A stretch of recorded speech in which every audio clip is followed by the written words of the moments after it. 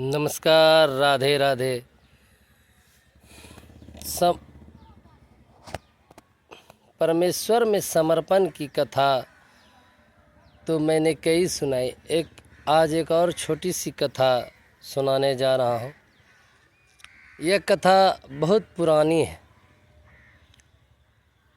किसी गांव में एक बुढ़िया माई रहती थी। वह बुढ़िया माई अकेले ही रहती थी, उनकी कोई संतान नहीं थी, इसलिए वह अकेले ही रहती थी और घर का सारा काम अकेले ही करती थी। उम्र भी हो चली थी, इसलिए कि धीरे धीरे घर का सारा काम करती थी।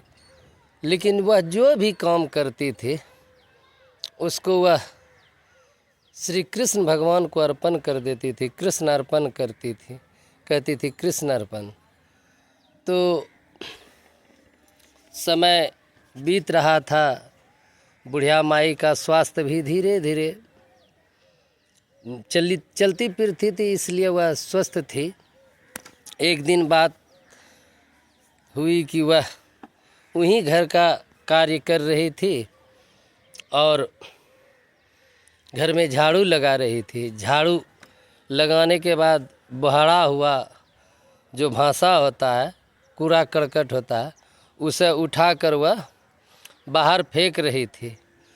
तो उसी समय जब वह बाहर फेंक रही थी तो उसके मुख से निकला कृष्ण अर्पण।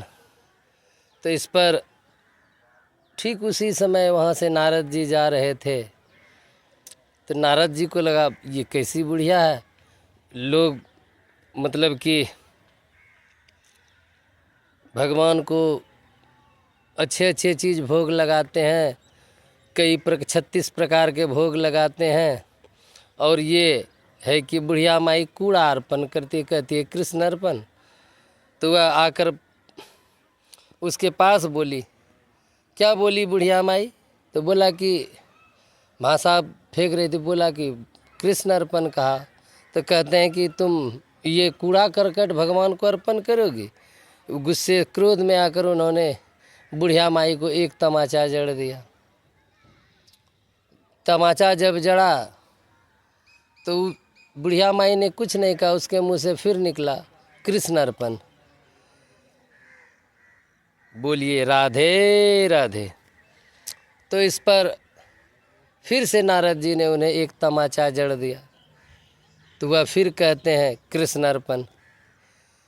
तो यह बात वह खिन्न होकर वहाँ से चले गए और जाते जाते द्वारिकापुरी गए। वहाँ देखते हैं भगवान श्री कृष्ण अपने आसन पे विराजमान है, उनका दोनों गाल लाल है। तो कहते हैं क्या हुआ प्रभु, आपके दोनों गालों पर तो लगा रहा है कि किसी ने गरम गरम तमाचा जड़ दिया है। तो इस पर श्री कृष्ण भगवान कहते हैं वाह नारद जी, आप भी ना, एक तो मारते भी हो और ऊपर से अनजान भी बनते हो। कहते हैं कि नारायण नारायण ये क्या कर रहे हैं प्रभु, मैंने आपको कब तमाचा मारा?